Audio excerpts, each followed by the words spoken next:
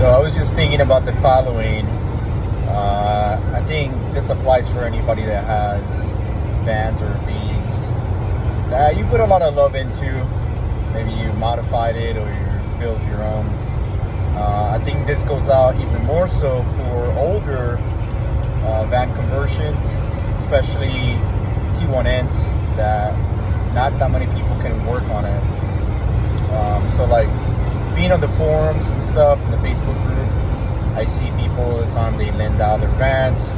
At one point I even thought about renting out my van just because I wasn't using it often, so it's just a good way of making money. But the thing is, T1N especially are so finicky, right? And you can have some on the surface level major breakdowns that any mechanic would not even know where to start, what to do, and would misdiagnose. So for example, when I was driving through Yosemite, I kept restarting the van as I was visiting different sites, and I started every so often the van wouldn't start at all, and it wasn't like a dead battery or where it was like a weak crank. It was just I would turn the key and not even clicks, nothing. It was just not get anything. All right. So any other vehicle, you see that, and people might think, oh, the ECU went bad. And imagine like telling a customer your ECU went bad for your T1N. Like you're not going to be able to get one unless you get a one use, and then you got to get the whole set of security keys and all that stuff. Well, I thought initially it was the ignition tumbler, which tends to go bad on these. But then started thinking, and I started diagnosing it with my DC voltmeter, and I started probing the grounds to see how much voltage I was getting.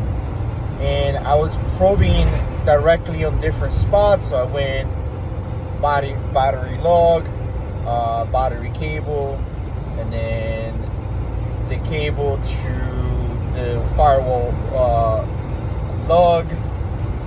And I realized that between the cable and the firewall lug, I was losing 3 watts, right? Meaning that the ground at the point where it was contacting the lug on the firewall was not conducting enough, and therefore the ECU was seeing a voltage drop even though the battery was fully charged. That's another thing. I thought also I had a bad cell. I have an AGM battery, and I thought I had a bad cell, so I was getting 9, 10 volts because one of the cells was going bad. But so it turned out to be a dirty ground, very common on T1Ns. I had previously cleaned that dirty ground a while back ago, and then when I removed the ground, I noticed it was just rusty, both on the lug itself, on the firewall, and on the little brown cables, where it attaches to the lug. So simple wire brush, brake cleaner, and I even sprayed it with some penetrating oil just to kind of help it not get rusty right away. And reattached it, and the van started right up, and I've had 0 problems since then. But something so simple that us T1N owners who work on these vehicles all the time, it's able to catch, and with some carrying some tools, a few different things, you're able to take care of that right away. The other issue I had on my 2,000 mile trip was the turbo resonator slipped out from the actual turbo, and I started hearing that pressure cooker whistle.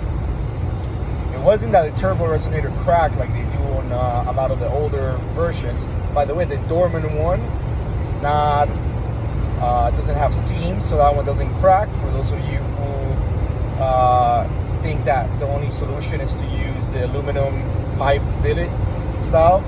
But anyways, once again, it was all a matter of taking everything apart, cleaning it with brake cleaner, reattaching the resonator, and adjusting the alternator bracket.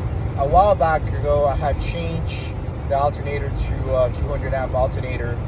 So I'm guessing during that time, I must have bent the bracket or something. So adjusting the bracket, getting it all back together. And again, it's been thousands of miles now and no issue whatsoever. But something like that will put you in limp mode. If you're going through the mountains and people don't even understand what limp mode is, or if it's like halfway there between limp mode and not, then you're going to be overworking the engine because you're climbing up hills and the engine is not being efficient because it's not getting the full turbo boost. You can overheat your engine. You'll also be running rich because the computer's all confused about the air and fuel mixture. So all that to say is, for those of you who to lend out or rent out your vehicles, your vans, your older vans, you're brave. I'm not shooting you down for that or anything. I just see it all the time on Facebook forums. Oh, I lent my T1N or my van to a family member or friend, and this is what's happening, and the family member or friend are clueless.